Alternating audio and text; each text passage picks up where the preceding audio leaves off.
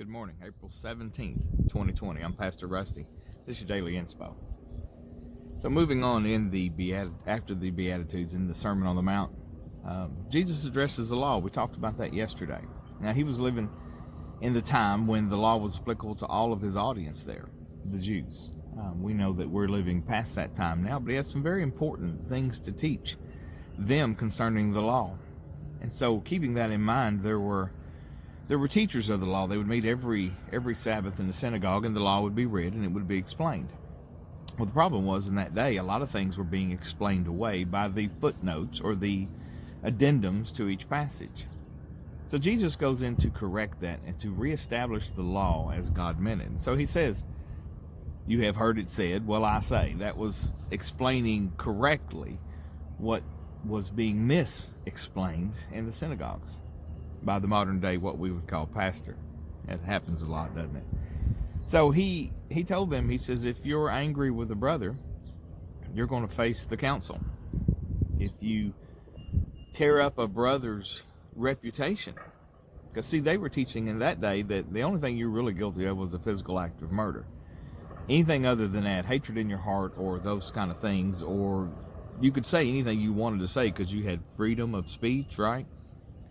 That you wouldn't be guilty of anything. So Jesus says, no, that's not true. If you tear apart your brother's reputation, if you say raka to them, the Bible says, you're going to be in trouble of having to face the council, the Sanhedrin, judgment, a greater judgment.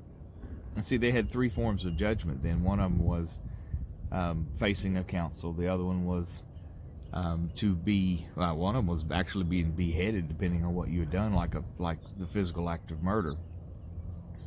And Jesus says, but if you call them a fool, you're going to be in danger of Gehenna of hell. And that's interesting, or Gehenna of fire is the direct translation. Everybody there knew what Gehenna was. Gehenna was the dump, the valley of Hinnom, where children of old were offered in fire to Moloch and the different gods of that area, and it had become a dump. It was a wasteland. It burned day and night. There was worms there.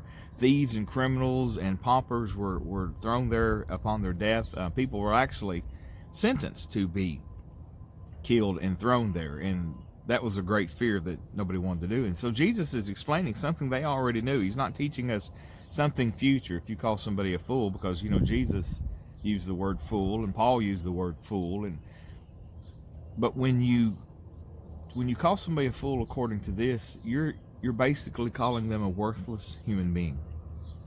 A lot like the racist terms people use today. To so degrade somebody because of the color of their skin or their nationality is exactly what Jesus is talking about here.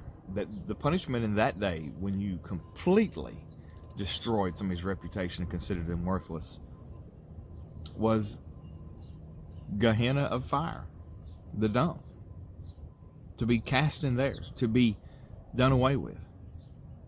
So Jesus, again, we're talking about the law here, and Jesus is explaining how the law is more important than what you're being taught at that point, that it had been watered down, it had been altered, and the law was there, as I said yesterday, to be a schoolmaster. Well, after Jesus says that, he's setting up his next statement, which is, so when you come to the altar and you have a gift, and you remember that your brother has something against you. Now, that something against you is a legitimate something against you. It's not something that was made up or just something that's hyped up, but a real something against you. Jesus said, keep your sacrifice. God doesn't want it. Go be reconciled to your brother. Now you see the whole point.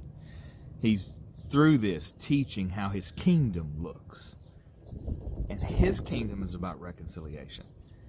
And so Jesus says, keep your religious piety, your sacrifices, your offerings. God doesn't want them. He wants you to be reconciled to your brother or sister, somebody that your relationship is broken with. Get that fixed.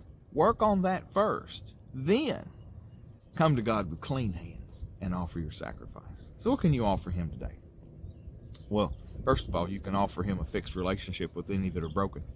As much as it lies within you, live at peace with all men. You can also, when you have fixed relationships and you have fixed your heart from prejudice or fixed your heart from a foul lifestyle that is against humans that are around you, then you can offer what you have to God. What do you have you can offer Him? This is something you can do today. I'm Pastor Rusty. I'll talk to you tomorrow.